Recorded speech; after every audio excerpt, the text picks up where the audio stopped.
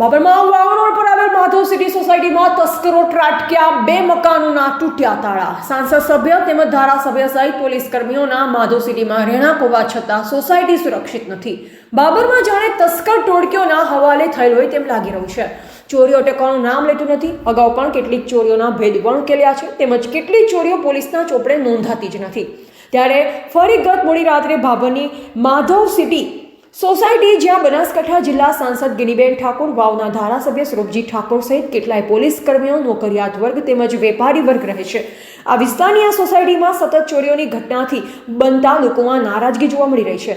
ગત મોડી રાત્રે માધવ સિટી સોસાયટીમાં 2 મકાનોના તાળા તોડી તસ્કરો પલાયન થયા. ગત રાત્રે માધવ સિટી સોસાયટીમાં રહેતા શિક્ષક અશોકભાઈ ખેમાભાઈ આસલ ખરોલવાળા શનિ રવિ રજા હોવાથી તેમના વતન ગયેલ હોય, જેઓ ચોર ટોળકીએ મકાનને નિશાન સાધ્યું અને ચોરી કરવામાં સફળતા મેળવી.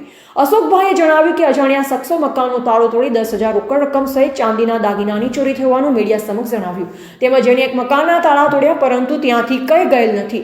બાબરની માધવ સિટી સોસાયટીમાં એમપી ગિનીબેન ઠાકોર, વાવ ધારાસભ્ય સ્વરૂપજી ઠાકોર સહિત બાબર પોલીસ કર્મીઓ સહિત નોકરિયાત વર્ગ તેમજ વેપારીઓ સોસાયટીમાં રહેતા હોવા છતાં પણ વારંવાર ચોરીના બનાવો બને છે, તેમ મકાન માલિકે જણાવ્યું. તેમજ કેટલાય સમયથી ચોર ટોળકી જાણે બાબરના મહેમાન બન્યા હોય તેમ વારંવાર લાગી રહ્યું છે. મકાનોના તાળા તોડી પોલીસને પડકાર ફેંકી રહી છે, તેમજ કેટલાક લોકો તો ચોરીની ફરિયાદ પણ નોંધાવતા નથી. જાણે કે પોલીસ ઉપર વિશ્વાસ જ ન હોય તેમ લાગી રહ્યું છે.